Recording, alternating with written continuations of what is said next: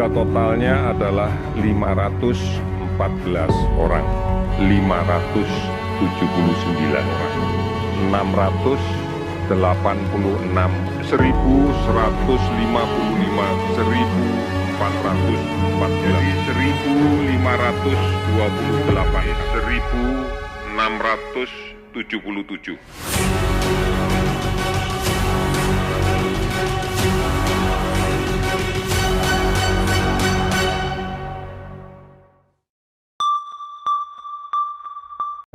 Film ini menggambarkan kondisi negara kita saat ini yang terkena imbas dari adanya pandemi COVID-19. Dari film tersebut dapat diceritakan bahwa pandemi saat ini telah berdampak pada krisis pangan yang melanda Indonesia.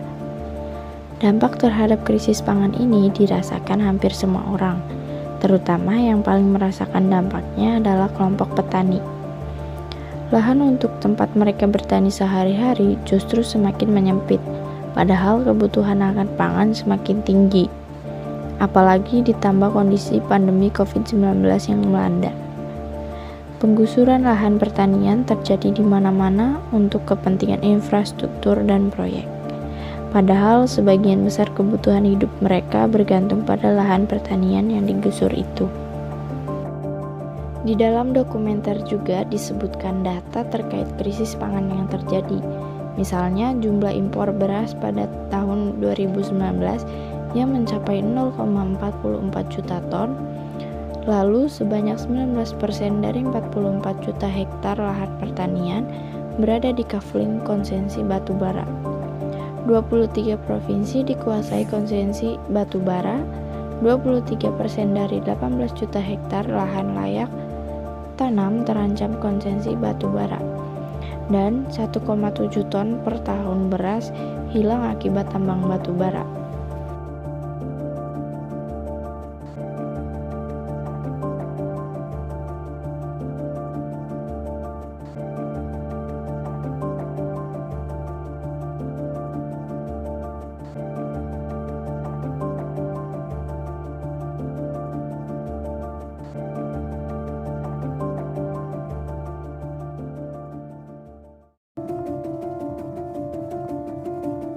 Inilah gambaran bagaimana tambang batu bara menjadi ancaman bagi petani, sekaligus ancaman bagi kedaulatan pangan Indonesia.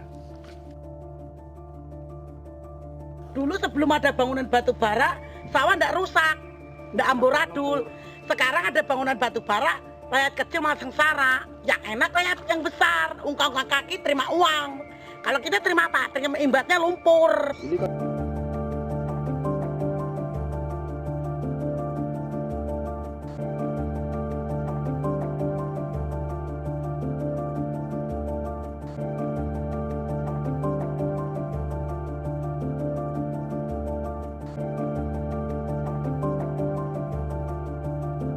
Di masa pandemi saat ini, kebutuhan pangan seharusnya dapat diutamakan. Namun, keadaan justru berbalik. Kriminalisasi terhadap petani masih terjadi di masa pandemi. Contohnya saja, sudah terdapat 5 kasus yang terjadi di Sulawesi Selatan, 2 kasus di Sumatera Selatan, Jawa Timur, dan Jambi. Contohnya koalisi masyarakat sipil seperti Jaringan Masyarakat Peduli Pegunungan Kendeng juga mengadakan aksi damai untuk menyeruakan penghentian aktivitas tambang. Mereka berfokus menyiapkan ketahanan pangan untuk menghadapi wabah. Namun aksi tersebut justru mendapat balasan intimidasi. Indonesia menjadi produsen minyak sawit terbesar di dunia, tetapi mengimpor beras, jagung, dan kedelai untuk kebutuhan pangan. Hal ini menjadi ironis sebab perkebunan sawit luasnya mencapai 16 juta hektar, sedangkan luas lahan baku sawah hanya sekitar 7,4 hektar.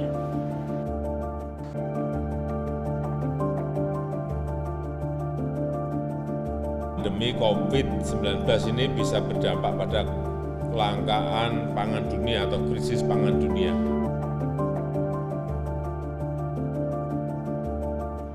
Memanfaatkan keragaman pangan merupakan langkah penting untuk mengatasi krisis pangan. Namun, faktanya kebijakan pangan Indonesia hanya bergantung pada beras saja. Tahun 2016, pemerintah mencetak 1.000 hektar sawah di Kepulauan Mentawai, tetapi sebagian besar mengalami gagal panen. Selain itu, melalui organisasi MIFE, pemerintah berambisi mencetak 1,2 juta hektar lahan sawah di Merauke, Papua.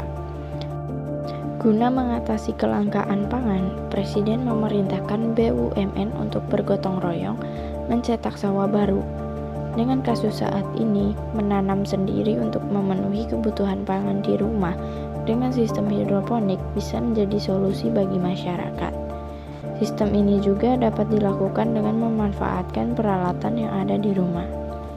Selain itu, mengubah pola pikir masyarakat bahwa petani bukan pekerjaan yang rendah, tetapi pekerjaan mulia yang menjadi bagian penting untuk keberlangsungan pertanian Indonesia. Sekian review singkat mengenai film dokumenter yang berjudul Negara, Wabah, dan Krisis Pangan. Kurang lebihnya mohon maaf. Wassalamualaikum warahmatullahi wabarakatuh.